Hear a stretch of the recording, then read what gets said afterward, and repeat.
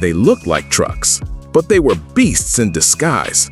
Some were too powerful, some were too weird, and some were so dangerous or rule-breaking, they got banned before most people ever saw one.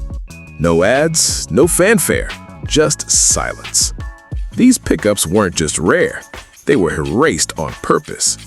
Here are 12 ultra-banned American pickups you've probably never seen. And once you find out why, you'll understand why they disappeared.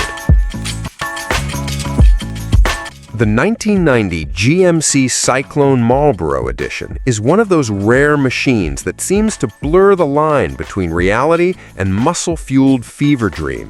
A factory-built pickup that was already so outrageous in stock form that turning it into a race-ready, Marlboro-branded monster felt like something cooked up in a late-night garage fantasy. And yet it happened. 10 of them, only 10, built not for sale, not for testing, not even for press, but as prizes in a promotional sweepstakes sponsored by Marlboro and the automotive gods at GMC. To understand just how special and utterly absurd these trucks were, you first have to understand the base truck they were built from. The regular 1991 GMC Cyclone, the Marlboro trucks were built from 1990 pre-production units, was already infamous. It wasn't just a fast truck, it was one of the fastest vehicles, period. A turbocharged, intercooled 4.3-liter V6 hooked to a Corvette-style 4L60 automatic and Borg-Warner all-wheel drive system gave it 0 to 60 times of 4.3 seconds, faster than a Ferrari 348 or Corvette ZR1 of the day. It could annihilate Mustangs and Camaros off the line, rain or shine, with pickup bed flapping in the wind. Car and Driver famously declared in 1991, "The Cyclone is quicker than a Ferrari." Now take that platform and turn the madness up to 11. The Marlboro Edition Cyclones were built by American Sunroof Corporation, ASC, under GMC's watchful eye as part of a special giveaway for 10 lucky winners of the Marlboro Racing Heartbeat of America sweepstakes. Each truck was finished in a bright red and white livery with a bold Marlboro logo across the doors, plus unique touches no other Cyclone ever got. The roof was cut off and replaced with a Targa-style panel and integrated roll bar. The interior was redone in red leather Recaro racing buckets with Simpson 5-point harnesses. Even the wheels were unique, white-painted wheels wrapped in sticky Goodyear Eagle rubber, giving it the kind of visual presence that said, "This isn't your average street truck." But this wasn't just cosmetic flair. These trucks were also upgraded with a race-inspired handling package from Larry Shinoda of Boss 302 Mustang and Corvette fame. That meant stiffer suspension, better damping, and a lowered stance that turned the already capable Cyclone into something track day ready. Emissions? Laughable. It's been said that if these trucks had ever been tested for compliance, they'd have burst into flames on the EPA dyno. They weren't for sale. They weren't even dealer options. If you didn't win one, you didn't get one. So what do you do if you're one of the lucky 10 owners? Do you take it to Cars and Coffee and let people gawk at the cigarette logo and ask, "Is this real?" Or do you throw on a helmet and push it through a road course just to see if it can really hang with Vets and M3s? Or maybe the more haunting question is, would you dare daily drive it? In theory, yes, it's a Cyclone under the skin, with an automatic transmission, full AWD, and air conditioning. But let's be honest, this is a 1 of 10 museum-grade unicorn, a Targa-topped, red leather, Marlboro-branded pickup truck that accelerates like a supercar and handles like no other truck of its era. Daily driving it would be like using a diamond-encrusted Bowie knife to butter toast. You could do it, but you'd be burning something priceless in the process. And yet there's a romance to the idea. Imagine pulling up to a grocery store in it, or passing some modern muscle car in the rain and watching their expression twist as a pickup truck with 1990s graphics and cigarette logos rockets past them. These trucks weren't just rare, they were dangerous in all the right ways. They were loud, fast, politically incorrect, and completely without compromise. So in the end, the 1990 GMC Cyclone Marlboro Edition isn't just a forgotten promotional prize. It's a snapshot of a time when American manufacturers dared to build something insane, impractical, and gloriously unnecessary just because they could. It's a celebration of absurdity in a world increasingly built on restraint. And for those 10 people who owned one, it wasn't just a truck.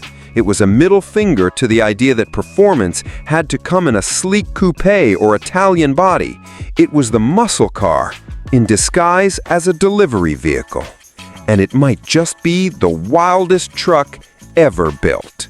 The 1970 Chevrolet El Camino SS LS6 454 prototype was the kind of machine that only Detroit, in its most unhinged late-night muscle car frenzy, could produce. A half-truck, half-street fighter hybrid stuffed with one of the most terrifying big blocks ever to roll out of GM's Skunk Works. Long before the LS6 Chevelle SS earned its place as a legend, Chevrolet was quietly slipping that same 450 horsepower, pavement-twisting 454 cubic inch V8 into a far stranger and even more unpredictable body, the El Camino. And not just any El Camino, a pre-1970 version, still light in the rear, still wobbly in the turns, but now armed with the heart of a drag strip killer. What could go wrong? Chevy engineers at the time were working fast, chasing horsepower numbers and showroom dominance as the Big Three fought to one-up each other with ever more powerful offerings. The LS6 engine, officially rated at 450 horsepower and 500 pound-feet of torque, was developed with domination in mind. High compression pistons, solid lifters, aluminum intake manifold, a Holley 800 CFM 4-barrel carb. This wasn't a warmed-over big block. It was an artillery shell with a warranty. And while the Chevelle was being groomed to handle it, someone asked the obvious and slightly insane question: what if we put this in the El Camino? The result was explosive. The El Camino, while technically based on the same A-body platform as the Chevelle, had a completely different weight distribution.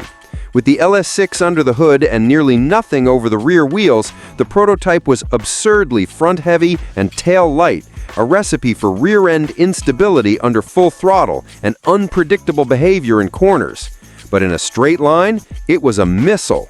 GM's internal tests reportedly showed 0 to 60 times faster than most production muscle cars of the era, even faster than the Chevelle SS LS6 itself, due to the El Camino's marginal weight advantage.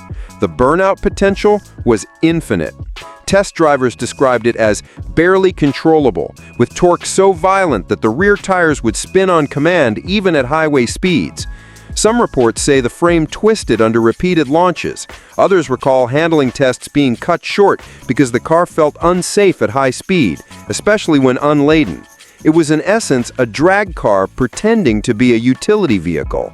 And that scared GM. With insurance companies already circling like vultures and public concern about muscle car safety rising, GM brass decided this was a fire they didn't need to light. The Chevelle SS LS6 would go forward, but the El Camino version? That was too much, too unstable, too likely to end up wrapped around a light pole with a terrified teenager behind the wheel. The prototype was quietly pulled, the idea shelved, and no official announcement was ever made. Most people never knew it existed, but make no mistake, it did exist.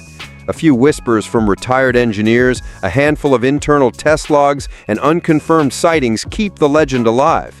Some say one prototype survived, spirited out the back door, or repurposed into a test mule for later emissions hardware. Others insist it was crushed, a ghost on 4 wheels that disappeared before it could make history. What's haunting is that had Chevy released it, the LS6 El Camino might have been the most absurd street-legal vehicle of its time. A truck that could run the quarter mile in the low 13s, or faster with slicks, a grocery getter with more power than a Corvette, a muscle car with a cargo bed, and no mercy. But GM decided it was too fast for the format, too dangerous for buyers, too hard to control. And maybe they were right. Still, For muscle car fanatics, the idea of a factory-built 454 LS6 El Camino from 1970 remains a dream. It was the ultimate sleeper weapon, a car that looked like it should be hauling lumber, but could instead humble Hemis and big block Fords without breaking a sweat. And in that narrow moment between peak horsepower and looming regulation, Chevy built it, just long enough to realize they shouldn't. What happens when your truck is faster than your muscle cars? In Chevy's case, nothing. Absolutely nothing. And that silence? That's what makes the 1970 El Camino LS6 prototype one of the greatest forbidden muscle machines never sold. The 1968 Ford Ranchero 428 Cobra Jet is one of those whispered legends. A ghost of a muscle truck that may have existed, may have raced, and may have been the most powerful Ford hauler ever bolted together. If only it had survived long enough to prove it. To set the stage, 1968 was the year Ford unleashed the 428 Cobra Jet V8, a barely legal, factory-built drag strip monster designed to dominate NHRA superstock competition. It was underrated at 335 horsepower, but real output was believed to be closer to 400 or more. In a Mustang or Fairlane, the CJ motor was devastating. It made heroes out of weekend racers and nightmares out of GM's best. And in that moment of maximum muscle, someone, either inside Ford or at a high-up dealership with factory connections, had the brilliant, borderline insane idea to drop it into the Ranchero. On paper, it made perfect sense. The Ranchero shared its bones with the Fairlane, which already had a version of the 428 Cobra Jet available. Slap that engine into a Ranchero GT, keep the 4-speed close-ratio manual or beefy C6 automatic, bolt on the 9-inch rear end, and suddenly you had a pickup that could haul both drywall and ass. But real life and unibody construction quickly complicated things. The Ranchero, especially in 1968, wasn't built for this level of fury. It wasn't a truck in the body-on-frame sense. It was more like a car with a bed. The unibody chassis could handle small blocks and mild towing, but the torque from the Cobra Jet's monstrous 440-plus pound-feet of torque, that was another story. Rumor has it that the few 428 CJ-equipped Rancheros that were either factory experimented or dealer modified suffered immediate structural issues. Twist the throttle too hard and you'd twist the entire body. Doors misaligned, beds buckled. The cab would creak like a haunted house. Even with subframe reinforcements, the Ranchero simply wasn't ready for drag strip abuse. That didn't stop people from trying. A few units reportedly escaped Ford's gates, either as test mules, special orders, or hush-hush builds sent to key dealerships. Holman Moody may have been involved. Tosca Ford certainly could have been. Some say as few as 3 or 4 were known to exist. Others say more were built, then quietly crushed after safety concerns and mechanical failures piled up. Ford never officially listed the 428 CJ in Ranchero brochures. No option code, no press photos, no marketing push. It was the performance equivalent of a ghost file, a car that technically existed but never made it to the light of day. Whether by internal decision or external pressure, insurance, safety, liability, the 428 CJ Ranchero was erased almost as quickly as it appeared. But let's imagine for a moment what could have been.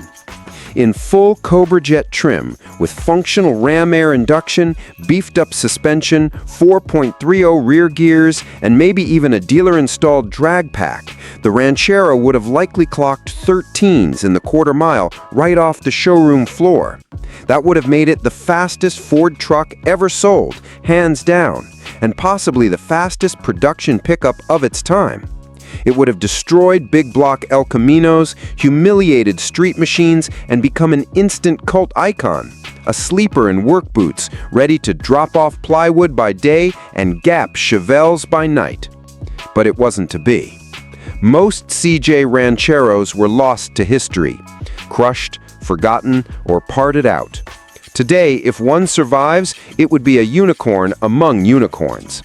A fire-breathing truck from a moment in time when automakers were throwing caution to the wind and shoving the biggest engines into whatever platforms would barely hold together.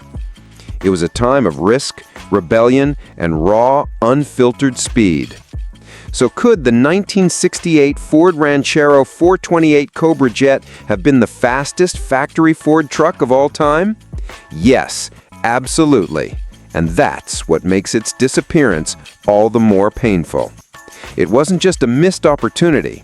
It was a muscle-bound outlaw that slipped through the cracks of history, a legend with a tailgate and a bad attitude, silenced before it could leave a mark. The 1979 Dodge Lil Red Express California Special is a ghost from the edge of the smog-choked sunset. A muscle truck built too wild for the very state that helped create the car culture it celebrated. In a world increasingly burdened by emissions controls, government regulation, and rising insurance costs, the original Lil Red Express was a rebel with chrome stacks and a 360 cubic inch growl. But the California Special? That was the version Dodge wanted to build, and then didn't. Why? Because California, in all its regulatory power, choked it out before it even fired up. Let's rewind. In 1978, Dodge did something utterly absurd. They took a short wheelbase D150 pickup, loaded it with a high-output police-spec 360 small block, added a performance cam, 4-barrel carburetor, and open dual-chrome exhaust stacks poking out from behind the cab, and somehow got it into production without a catalytic converter. Thanks to a loophole in EPA regulations that exempted certain heavy-duty trucks from emissions requirements, Dodge managed to build the fastest American vehicle of 1978. Not the fastest truck, the fastest vehicle, period. Faster in 0 to 100 runs than a Corvette, faster than a Trans Am. It was absurd. It was glorious. But there was a catch, and its name was California.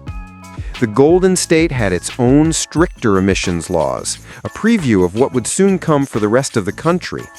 California wasn't going to let a 5,500-pound muscle truck with no catalytic converters, side pipes, and a nasty idle storm its highways unchecked. So in 1979, Dodge engineers got to work creating a special California-compliant version of the Lil Red Express. It would need different cylinder heads, a revised camshaft, a restricted carburetor, and, most critically, catalytic converters and emissions plumbing that robbed it of the very soul that made it legendary. They built a few test mules. A couple of California Specials were assembled and sent through certification testing, and the results were devastating. The California version of the 360 engine, after all the emissions revisions, was gutted. What had once been a hot rod small block making well over 225 real-world horsepower, despite a 180 HP official rating, was now sluggish, wheezy, and neutered. The signature bark of the vertical stacks became a regulated cough. The throttle response? Gone. The power curve? Flattened. The fun? Evaporated. Dodge made a decision that's now legendary in its boldness. They simply decided not to sell it in California. No detuned version, no quieted version, no half measure. If you lived in California, you didn't get the most outrageous truck in America, period. It was the kind of decision that seems unthinkable today, turning away an entire state's worth of sales because the product wasn't up to the brand's own standard of insanity. And just like that, the California Special faded into obscurity. The few test prototypes were likely scrapped or crushed. No brochures were printed, no dealer flyers.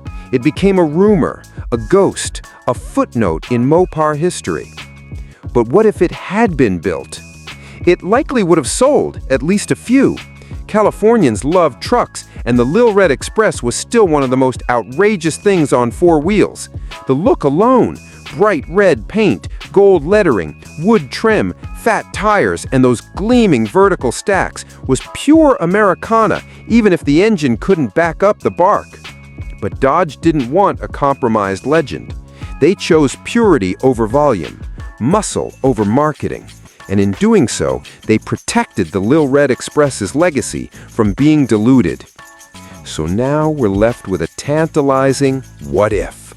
The 1979 Lil Red Express California Special. Too dirty, too loud, too unfiltered for the West Coast. It was the outlaw muscle truck that refused to bow to the Golden State's golden rules. A fire-breathing reminder that sometimes the wildest vehicles are the ones they don't let you have. The 1984 Dodge Rampage Turbo Shelby prototype is one of the strangest relics of the American performance world. A front-wheel drive, compact car-based pickup truck that nearly became a Shelby-tuned street demon. Yes, it sounds absurd. A trucklet with no bed strength, riding on economy car underpinnings, being prepped for turbocharged track duty by Carroll Shelby himself? Welcome to the unfiltered, rule-breaking chaos of 1980s Chrysler, where no idea was too weird, too ambitious, or too unlikely to be green-lit, for at least a prototype or two. The Dodge Rampage, introduced in 1982, was Chrysler's attempt to compete with the likes of the Subaru Brat and Volkswagen Rabbit pickup, a lifestyle utility vehicle for buyers who wanted car-like handling with truck-like utility. Based on the L-body platform shared with the Dodge Omni and Plymouth Horizon, the Rampage was small, light, and not fast. Base versions barely cracked 100 horsepower, and even the performance 2.2-liter four-cylinder models weren't fooling anyone. But it had potential, mainly because of its light curb weight, under 2,500 pounds, and easy-to-modify engine bay. Enter Shelby. By 1984, Carroll Shelby was working closely with Chrysler's then CEO Lee Iacocca, helping develop a line of sportier Dodges that would culminate in legends like the GLH, Goes Like Hell Omni, the Shelby Charger, and later the wild Shelby CSX and Spirit RT. Shelby's philosophy was simple: take lightweight cars, give them turbocharged engines, stiff suspension, and functional aero, and you didn't need V8s to go fast. At some point, someone at Shelby Automotives looked at the Rampage and said, why not? What emerged from that bizarre but brilliant question was the 1984 Dodge Rampage Turbo Shelby prototype, a one-off or extremely limited test bed with a turbocharged 2.2-liter engine, reportedly making around 175 horsepower in early testing, upgraded suspension with thicker sway bars and revised spring rates, four-wheel disc brakes borrowed from other Shelby parts bins, Shelby alloy wheels, and full Shelby badging, including a front air dam and side skirts. The prototype was loud, twitchy, eager, and completely ridiculous, and yet it worked. Test drivers from the era, mostly internal Mopar guys, were surprised. The Rampage Turbo wasn't just quick in a straight line, it handled. With its front-heavy layout and short wheelbase, it could rotate aggressively on throttle lift. The trucklet's low curb weight, combined with the Shelby-tuned suspension, made it playful and nimble. And with all that torque sent to the front wheels, it could actually pull away from heavier V8 muscle cars in the corners if the driver was brave enough. So why didn't it get built? 3 reasons: emissions, market confusion, and sheer weirdness. First, the 2.2-liter turbo engine was just starting to get smog certified in other cars like the Shelby Charger, and even those were walking a thin line with emissions regulations. Slapping that engine into a pickup body, technically a truck in the EPA's eyes, triggered a different set of standards. Chrysler would have needed to certify the entire Rampage line as a performance truck, which would have added cost, complexity, and regulatory red tape. Second, the Rampage wasn't exactly a showroom darling. Sales were weak.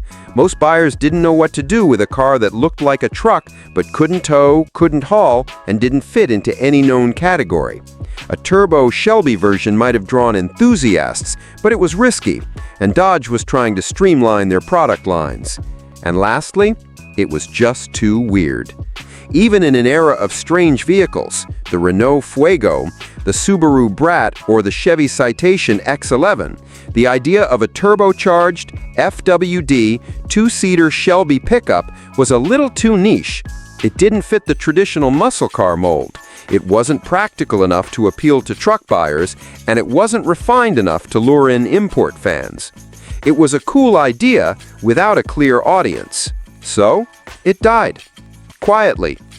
The prototype disappeared into Chrysler's archives or was dismantled, and the Rampage itself was discontinued by 1984. Shelby would go on to work on more profitable and successful projects, like the Daytona Turbo Z and the GLHS. But let's ask the question again. Could the ugliest truck of the 80s have become a track weapon? Absolutely. With 175 horsepower in a sub-2,500-pound body, tight handling, and Shelby DNA baked in, the Rampage Turbo Shelby could have become an unexpected hero. A kind of American Renault 5 Turbo, a ridiculous little corner carver with a bed. It could have carved out a small cult following, been the darling of autocross weekends, and maybe even earned respect from the same crowd that later fell in love with the Subaru Baja or Honda Ridgeline. But instead, it's a ghost, a sketch in a back room, a memory from the what-if shelf of Chrysler's weirdest decade. The 1991 Chevrolet 454 SS Stage 2 dealer package was one of those wild, backdoor creations that could only have happened in the twilight of the muscle truck era. A moment when horsepower was slipping through the corporate cracks and a few bold dealerships decided to take matters into their own hands. The result?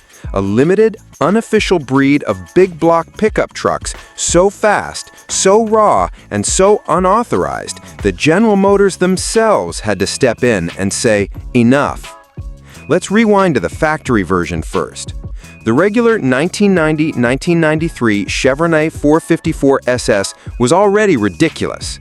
Built on a short-wheelbase C1500 half-ton chassis and powered by the legendary 7.4-liter big block V8, this truck was Chevrolet's answer to the growing performance nostalgia boom of the early 90s. The factory claimed 230 horsepower and 385 pound-feet of torque, later upgraded to 255 horsepower in 1991. But the real story was in the torque curve, mountains of it, available just off idle. This wasn't a nimble corner carver, it was a brute, a fire-breathing rear-tire vaporizing street machine with the aerodynamics of a refrigerator and the soul of a Chevelle SS. But for some hot-rodding Chevy dealers, especially in the South and Midwest, even that wasn't enough. Some performance-focused dealerships began offering unofficial Stage 2 454 SS packages starting in 1991. These were dealer-installed performance upgrades, marketed under the table, or as aftermarket options. No official part numbers, no GM blessing, but plenty of power. What did Stage 2 mean? That varied slightly from dealer to dealer, but most packages followed a similar formula.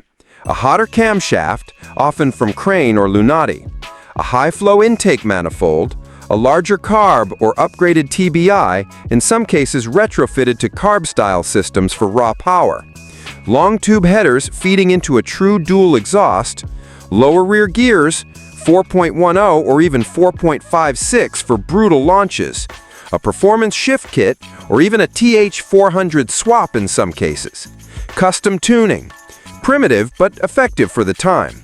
The result? Power estimates shot well north of 350 to 375 horsepower, with torque figures closing in on 500 pound-feet, all shoved into a short-bed, rear-wheel drive pickup truck with a solid rear axle and limited slip differential. Many could run mid to low 13s in the quarter-mile with sticky tires, faster than a stock Corvette, faster than any Ford Lightning or Cyclone at the time. And GM noticed. The problem was emissions. These dealer upgrades, while technically post-sale, used GM engines and components and still wore GM badging. Some of the trucks were being sold new with these Stage 2 kits pre-installed, and GM's legal and compliance departments were not amused. California Air Resources Board and federal regulators were starting to crack down on tampering, and a new truck with no catalytic converters, a lumpy idle, and smog equipment quietly deleted was a regulatory nightmare waiting to happen. So, GM started sending letters. Dealerships offering Stage 2 454 SS trucks were warned, continue modifying and selling non-compliant vehicles and risk losing your franchise certification. There was no lawsuit, no public scandal, just a quiet, forceful push from GM to make it stop. Most dealers complied. Some tried to rebrand their packages as off-road only or performance kits to be installed after sale. But even those faded as emissions enforcement tightened in the early 1990s. Today, these trucks are extremely rare and almost mythical. There are no VINs that designate them, no factory build sheets. You can't find them in a catalog. You have to go by word of mouth, dyno results, or lucky finds in barnyards and private collections. But if you do stumble on a true 1991 454 SS Stage 2, you'll know it the moment you fire it up. The lope at idle, the way it squats under throttle, the deep, angry growl of headers exiting beneath a short box body. It was the kind of machine no car maker dared build in the 90s. But some rogue Chevy dealers did anyway. So what happens when your local dealership builds a truck faster than GM ever intended?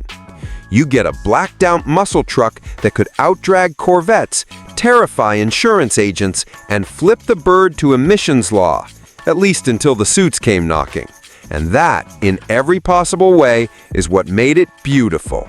The 1972 Jeep J4000 Super Dauntless prototype is one of those rare machines born from pure ambition, engineering bravado, and a dash of reckless imagination. A vehicle that dared to blur the lines between rugged workhorse, desert racer, and wild experiment. It emerged at a time when AMC was desperately trying to carve out a niche in a market dominated by Detroit's muscle, but also in an era when off-road performance was gaining serious attention, thanks to races like the Baja 1000 and growing enthusiasm for trucks that could both haul and roar over unforgiving terrain. At its core, the Super Dauntless was based on the sturdy J4000, AMC's medium-duty pickup truck designed primarily for commercial use, a platform not typically associated with performance. But AMC's engineers, fueled by the early 70s muscle car fever and Jeep's emerging off-road reputation, wondered, what if the J4000 could be transformed into an unstoppable desert predator? What if this work truck could be armed with the ferocity of AMC's biggest V8 and the suspension of a race rig? What if it could both haul lumber and dominate the dunes? That what if became the Super Dauntless. Under its hood sat the mighty 401 cubic inch AMC V8, an engine renowned for its torque and rugged power delivery. This was no mild-mannered mill. It was the same 401 that powered AMX muscle cars and high-performance Wagoneers, delivering over 330 horsepower and a monstrous 430-plus pound-feet of torque. Paired with a toughened turbo-hydromatic 400 automatic transmission and a beefed-up Dana 60 rear axle, the Super Dauntless promised brutal acceleration, with the grunt to climb sandhills, tow heavy loads, or annihilate lesser trucks in a straight line. But what set the Super Dauntless apart was its radical suspension upgrade. AMC engineers outfitted it with long-travel coilover shocks, external reservoirs, and heavily reinforced springs designed to absorb the brutal punishment of off-road racing. The truck was lifted higher than any J4000 before it, giving it a menacing stance and allowing for greater wheel travel, critical for desert speed runs and rough terrain. The widened fenders accommodated massive off-road tires, while the frame was reinforced in key areas to handle the added stress. Rumors even swirled that AMC experimented with lightweight fiberglass panels to shed weight, making the truck more nimble, but also contributing to its instability. And that's where the trouble began. Though its straight-line speed across flat desert terrain was reportedly awe-inspiring, capable of rocketing past rival trucks and some early off-road racers, the Super Dauntless was a beast that was difficult to tame. Test drivers and engineers noted a disturbing tendency for the truck to become unstable at higher speeds, especially over uneven or winding roads. The heavy front end, powered by the 401 V8, combined with the tall, soft suspension, led to significant body roll. Drivers described the feeling as riding on the edge of a knife, with the rear end feeling light and prone to sudden shifts in traction. Tragically, one prototype experienced a violent rollover during high-speed testing on a washboard desert track. The truck's suspension bottomed out on a sharp dip, causing a rapid shift in weight distribution that flipped the vehicle completely. The driver survived with minor injuries, but the accident sent shockwaves through AMC's management and engineering teams. The prototype was deemed too dangerous for production without significant re-engineering, something AMC, strapped for cash and battling competition from Ford and Chevy, could not afford. The decision was made swiftly. The Super Dauntless project was killed. Production tooling was never created, internal documents were purged or hidden, and the lone prototype was quietly scrapped. AMC executives wanted no trace of a vehicle that could pose liability nightmares and potentially ruin Jeep's emerging reputation for rugged dependability. Yet, the legend endured. Whispers from retired engineers and former test drivers occasionally surface, describing the truck's ferocious torque and terrifying handling. Some speculate the 401 engine from the prototype was cannibalized and used in other AMC vehicles or test mules. Others swear that parts of the Super Dauntless were spotted abandoned in junkyards decades later, slowly rusting away like a faded dream. The Super Dauntless stands as a symbol of what might have been, a bold, daring experiment that tried to fuse muscle car power with off-road capability long before the world was ready for such a hybrid. Had AMC succeeded, it could have been a precursor to modern high-performance trucks and SUVs, a competitor to the likes of the later Ford Raptor or Chevy ZR2. It might have reshaped Jeep's path and AMC's fortunes, giving the company a unique muscle truck niche. Instead, it became a cautionary tale. Raw power without sufficient control can be a recipe for disaster. Ambition unchecked by practical engineering or financial limitations can doom even the most thrilling concepts. The 1972 Jeep J4000 Super Dauntless prototype was too wild, too powerful, and too unstable for its time. A ghost machine lost to history, reminding us that sometimes the most fascinating vehicles are those that never made it past the prototype stage. In the end, the Super Dauntless isn't just a truck.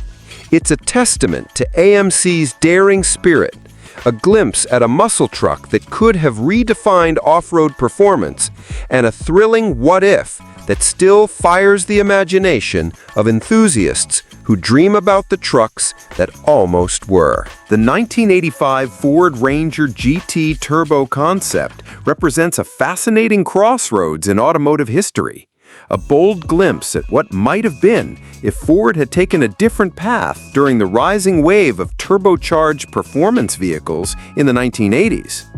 In an era when muscle cars were all but dead, and automakers were scrambling to find ways to inject excitement back into their lineup, Ford was quietly experimenting with a sportier, turbocharged version of its compact Ranger pickup, envisioning a small truck that could deliver Mustang SVO-level performance and sharp handling.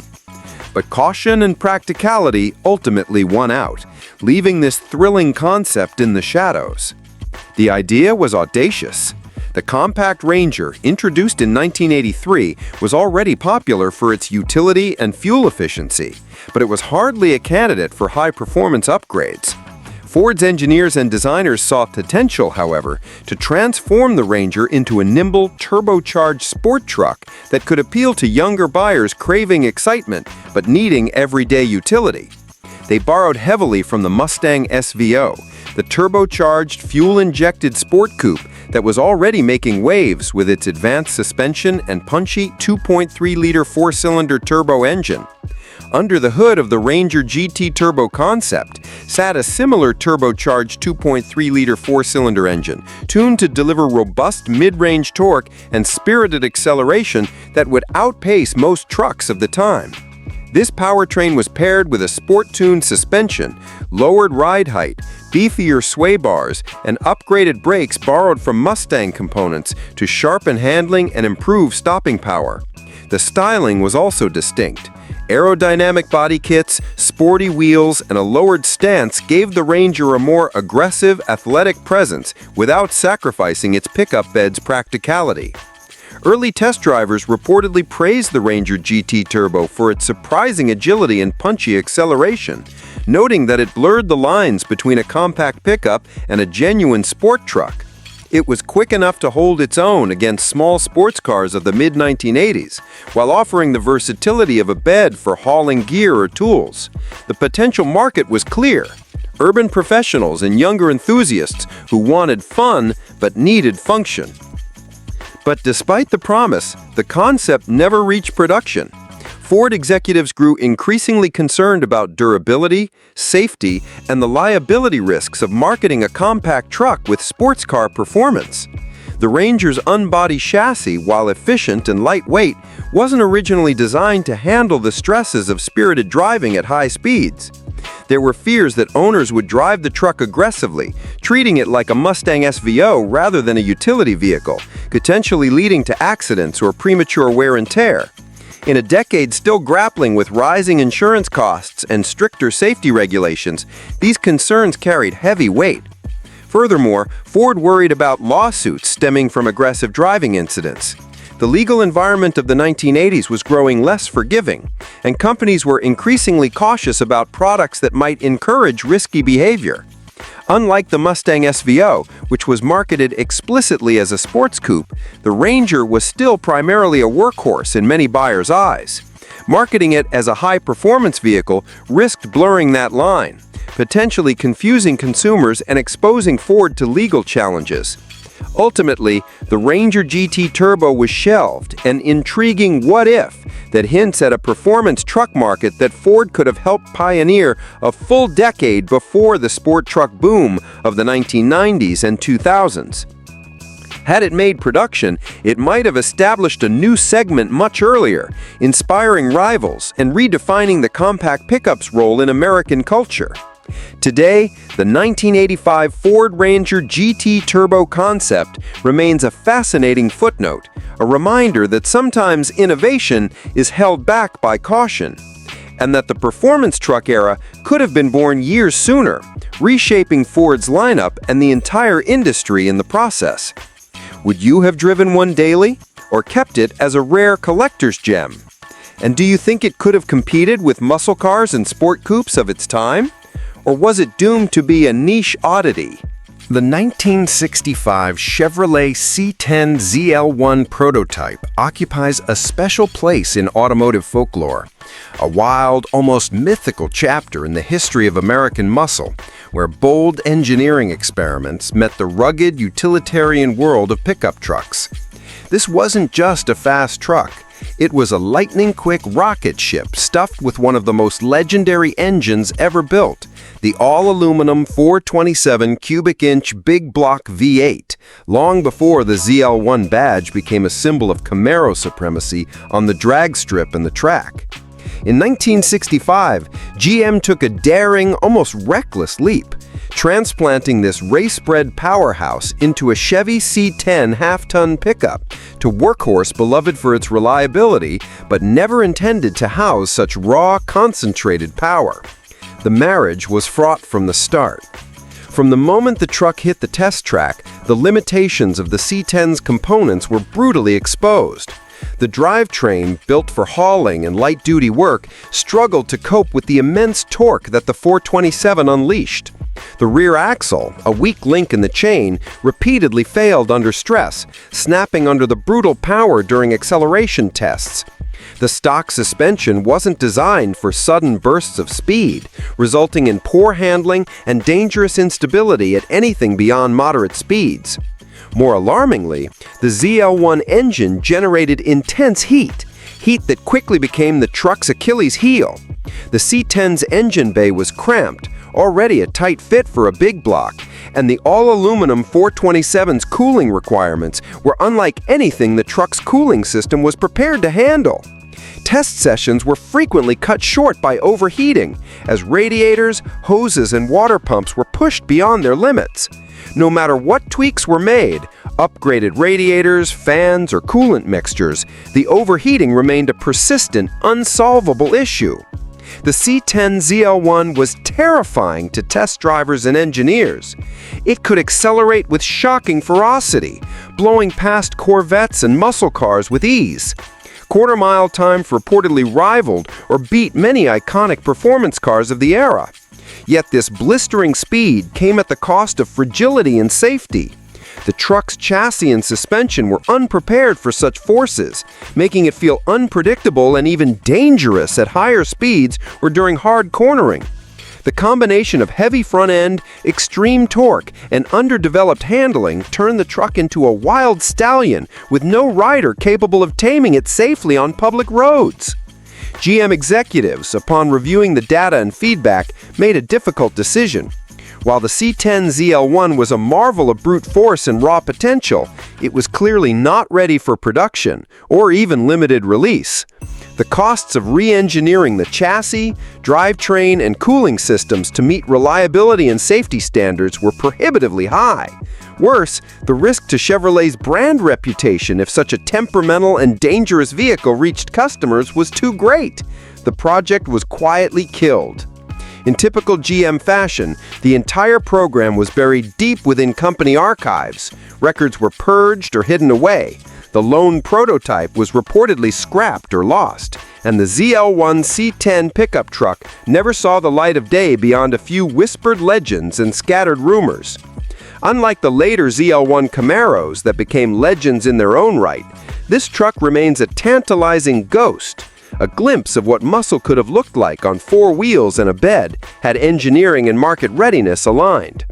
Today, the 1965 Chevrolet C-10 ZL1 prototype lives on in the imaginations of gearheads and muscle truck enthusiasts as a what-if par excellence. It symbolizes the daring, reckless spirit of the 60s muscle era, when horsepower was king and limits were meant to be pushed, even when the results were unstable, impractical, and downright dangerous. It was a pickup truck that could outrun Corvettes and muscle cars on any straightaway, but couldn't survive the rigors of a weekend without breaking down. The 1965 Chevrolet C-10 ZL1 prototype stands as one of the most fascinating what-if stories in the annals of American muscle and pickup truck history. A wild experiment that blended the ferocious power of Chevrolet's legendary all-aluminum 427 big block engine with the humble utilitarian chassis of the beloved C-10 half-ton pickup. This was long before the ZL1 name became synonymous with Camaro supremacy and track domination. Back then, the ZL1 was a race-bred, hand-built engine designed for sheer, unrelenting speed, and GM's bold decision to shoehorn it into a C-10 truck was both revolutionary and ultimately disastrous. At the heart of this beast was the 427 cubic inch all-aluminum V8, a marvel of 1960s engineering, originally developed to dominate NASCAR and sports car racing. The engine's light aluminum construction and massive displacement gave it a stunning power-to-weight ratio. Officially rated at 430 horsepower, a conservative figure, insiders knew the true output was often well north of 500 horsepower in race tune. This engine was purpose-built for smooth, high-revving performance on paved tracks, not the daily grind or rough handling expected of a pickup truck. GM's idea was daring. Could the legendary 427 power plant transform the everyday C10 into a muscle truck that could outrun not only other pickups, but sports cars and even Corvettes? The project likely aimed to explore the possibilities of muscle in a utility vehicle years before the modern muscle truck era arrived. But taking an engine designed for precision racing and dropping it into a truck frame proved to be a complicated and ultimately doomed experiment. From the earliest tests, it became clear that the C10's drivetrain was not ready for such brutal power. The truck's rear axles, built for hauling moderate loads, snapped repeatedly under the enormous torque delivered by the 427. The transmission and differential struggled to cope as well, leading to frequent mechanical failures. Beyond mechanical fragility, the truck's suspension and chassis were not engineered to handle sudden bursts of speed or aggressive launches, resulting in unpredictable handling that frightened engineers and test drivers alike. Perhaps the most insurmountable problem was heat management. The all-aluminum 427 generated massive heat, which the cramped C10 engine bay was ill-equipped to dissipate. Repeated attempts to beef up cooling systems, larger radiators, high-flow fans, upgraded water pumps could not keep temperatures in check. The engine overheated consistently during testing, forcing frequent shutdowns and repairs.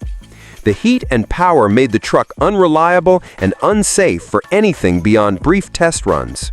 GM executives and engineers were confronted with an unpalatable truth. The C10 ZL1 was a terrifying, fast, and fragile machine that could easily outrun muscle cars and Corvettes on a straightaway, but was woefully impractical and dangerous for daily use. It was a vehicle that pushed the limits of what a pickup truck could be and broke every rule in doing so. The decision to halt the program came swiftly and quietly. GM management ordered the project buried deep within the company archives. The lone prototype was reportedly scrapped or lost to history, and documentation was either destroyed or locked away. The C10 ZL1 never made it to showrooms, never graced the streets, and remained a secret experiment, a legend whispered among enthusiasts rather than a reality experienced by the public. Despite its failure, the 1965 C10 ZL1 prototype left an indelible mark on muscle truck lore. It was a glimpse of a path not taken, a world where raw, race-bred power met pickup practicality long before the modern muscle truck movement gained traction. It challenges enthusiasts to imagine what might have been if Chevrolet had committed to bridging the gap between street performance and utility decades earlier. But taking an engine designed for precision racing and dropping it into a truck frame proved to be a complicated and ultimately doomed experiment. In the end, the 1965 Chevrolet C10 ZL1 prototype remains a tantalizing ghost in GM's vault, a symbol of raw ambition, unmatched power, and the fine line between innovation and impracticality.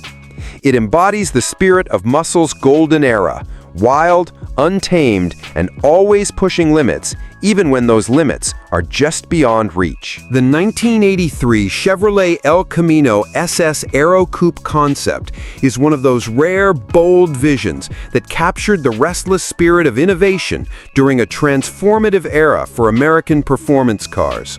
A daring attempt to fuse the rugged practicality of a coupe utility truck with the cutting-edge aerodynamic breakthroughs pioneered by NASCAR's fastest machines. At a time when the El Camino was already something of a cult icon, a unique blend of car and pickup truck cherished for its versatility and style, GM's engineers and designers sought to push the envelope, reimagining the model with radical aero features inspired by the high-speed superspeedway racers that were rewriting the rules of automotive performance. The concept took direct inspiration from NASCAR's legendary aero cars of the late 1960s and early 1970s, especially the Dodge Daytona and Plymouth Superbird, which famously sported elongated nose cones, towering rear wings, and swept-back fastback rear windows designed to slice cleanly through the air at speeds exceeding 200 miles per hour. These aerodynamic marvels weren't just about speed, they were technical masterpieces that balanced downforce, stability, and drag reduction in ways that fundamentally changed stock car racing. The Aero Coupe concept sought to translate that racing DNA into a production-friendly design, turning the El Camino into a road-going machine with dramatically improved aerodynamics, efficiency, and stability at highway speeds. The most striking feature of the Aero Coupe was its radically reshaped rear window and tail section. Instead of the traditional El Camino's almost vertical rear window and flat bed cover, the Aero Coupe sported a sweeping, sloped fastback rear glass that flowed seamlessly into the bed cover, drastically reducing aerodynamic drag and improving high-speed stability. This design not only gave the El Camino a sleek, almost futuristic profile, but also hinted at serious performance potential. Beneath the hood, GM engineers fitted a specially tuned V8 engine designed to complement the car's aerodynamic gains with robust power and responsive acceleration, aiming to create a rare vehicle that could haul cargo with muscle car spirit and handle the open road with confidence and flair. Yet despite the aerodynamic promise and striking aesthetics, the Aero Coupe's revolutionary design soon collided with the harsh realities of automotive regulation, safety standards, and production logistics. The fastback rear window design, while beautiful and functional in theory, posed significant challenges for occupant safety and visibility. Regulations governing rearward visibility, window defrosting capabilities, and emergency exit were stringent and difficult to satisfy with the concept's unconventional glass geometry. The glass needed to withstand impacts without shattering dangerously, maintain clear vision in adverse weather, and allow occupants to exit the vehicle quickly in emergencies, all factors that complicated the design's feasibility. Moreover, the structural changes required to accommodate the aerodynamic rear end, such as reinforcement of the roof and bed junction, as well as the integration of the glass into a more sloped body, would have increased production costs and complicated assembly. At a time when GM was already facing financial pressures and increasing competition, the company was hesitant to invest heavily in a niche variant of a model whose sales were steady but not spectacular. Beyond technical and regulatory hurdles, GM also had to consider the El Camino's market positioning. By the early 1980s, the El Camino's muscle car heyday was behind it, and buyers were increasingly drawn to fuel efficiency and practicality over flamboyant styling and raw power. There was concern that the Aero Coupe's bold, race-inspired design might alienate the traditional El Camino buyer or confuse the market, leading to a lukewarm reception that wouldn't justify the development costs. Ultimately, the 1983 El Camino SS Aero Coupe concept was quietly shelved, becoming one of the many fascinating what-could-have-been stories in automotive history. The project's bold design remained confined to concept car archives and the memories of engineers who dared to dream big. Dreams of an El Camino that combined the utilitarian prowess of a pickup with the aerodynamic sophistication and high-speed attitude of a NASCAR Daytona racer. Imagining the Aero Coupe on the road today invites tantalizing questions. What if the El Camino had embraced this radical aero makeover? Could it have revived interest in the model, transforming it from a quirky utility coupe into a legitimate muscle truck? Would it have influenced future generations of sport trucks and muscle cars, blending performance and practicality in new and exciting ways? In many ways, the Aero Coupe was ahead of its time, a daring prototype that challenged conventions and pushed the boundaries of design and engineering. It captured an era when automakers were experimenting with new technologies and ideas, striving to balance style, speed, and safety in a rapidly changing market.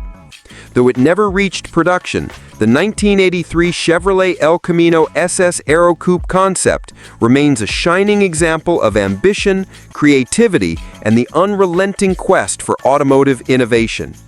Proof that sometimes the most memorable cars are those that live only in dreams, blueprints, and the hearts of enthusiasts who dare to imagine what might have been. The 1983 Chevrolet El Camino SS Aero Coupe concept stands out as one of the boldest and most intriguing what-ifs in the history of American muscle and utility vehicles.